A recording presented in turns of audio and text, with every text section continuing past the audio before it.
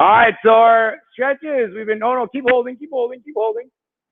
Our stretches, we've been holding them now for 1 minute, and then we've developed it to 2 minutes because we've been holding three stretches for a minute. So 2 minutes are pretty mellow now. So something we should have realized in this phase is when we stretch, we don't have to stretch to a point of aggression or shaking or feeling the nerve. It should be a comfort switch. It should feel of comfort. I should be able to find a spot that I'm not going numb, my leg's not shaking, I'm not having issues, and I'm able to relax. I'm able to breathe in, breathe out, and find that sweet spot.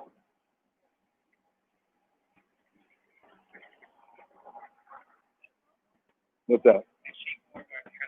Absolutely, because you're overstretching it. Just straighten it, but back it up.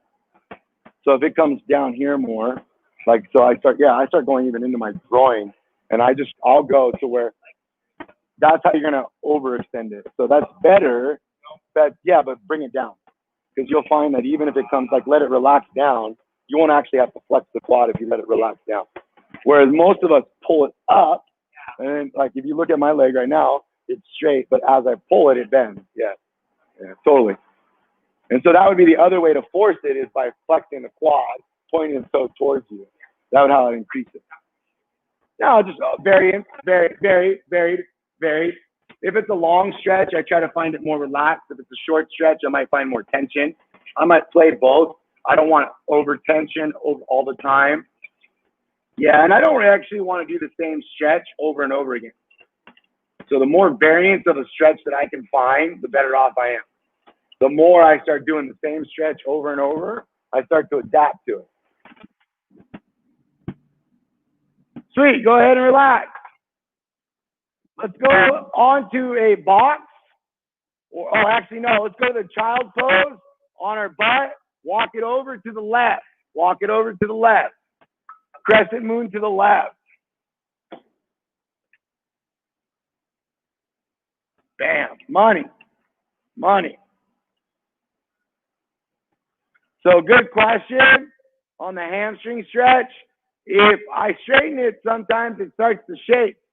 So then I would say, hey, leave it straight, but drop it down, lower to the ground.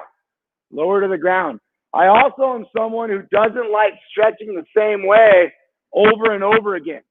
So what I mean by that is that I will find 5, 6, 10 different hamstring stretches and try to go through them.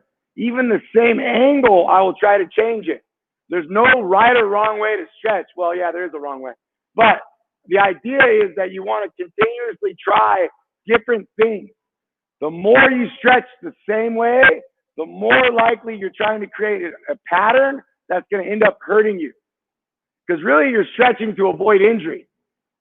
So if you start stretching the same way over and over again, you're creating a overload. So you're becoming flexible in a certain way for that joint, which is not a bad thing, but again, it's not a good thing.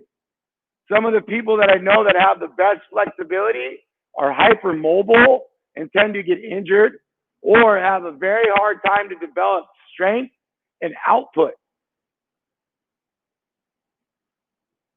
Some of the tightest people I know have a really good output, but have a high probability of injury as well.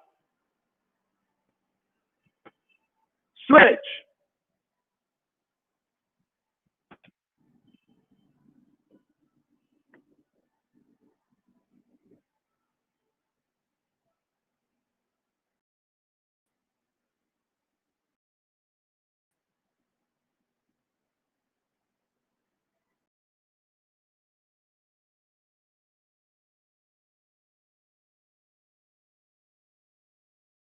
What's going on here right now? See if I can get this going.